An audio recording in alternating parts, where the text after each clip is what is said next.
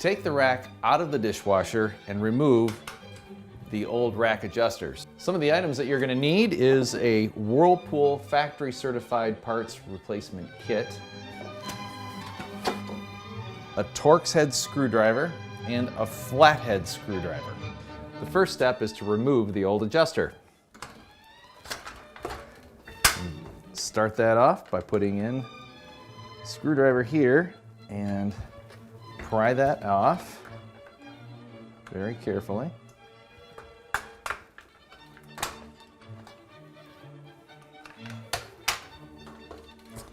And then you'll want to pop this piece off. And this one is a little more tricky.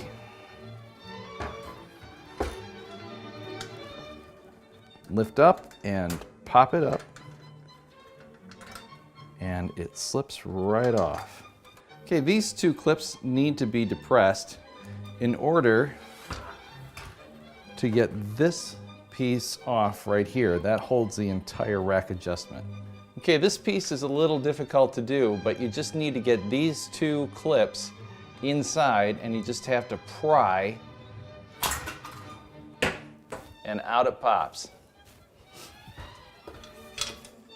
And there is the old rack adjuster completely removed from your dishwasher rack. Now let's install a new rack adjuster where the old one was taken away. So the first thing is, we're going to take the rack adjuster, we're going to count 1, 2, 3, 4. These are called tines. We're going to put the fourth tine in, and we're going to rest it right here.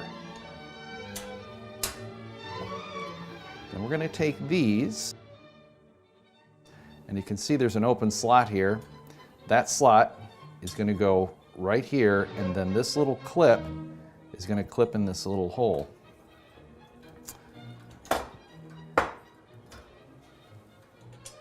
And you slide it down until you hear a click. Same here, you rotate it into position, slide the metal piece over that into that slot, and you'll hear a click. Well, so far what we've done is we've put the rack adjuster 1, 2, 3, 4 positions down onto the dishwasher rack, and then these positioning clips hold it into place. Okay, time to put the adjuster body and actuator onto the rack. And just note these positions here as it nests right into the rack. See that? You'll know that you've assembled this adjuster body correctly when the bars nestle inside these cutouts. Once you have the adjuster resting perfectly against the tines, the next thing you have to do is put the adjuster cap into place. And see this little lip light right here? That's going to go right inside a little hole, and then it snaps into place. The next thing is to take the screws, get them started, take your Torx head screwdriver, and tighten the screws. Now all you have to do is do the exact same procedure on the other side. And remember to always use Whirlpool factory certified parts.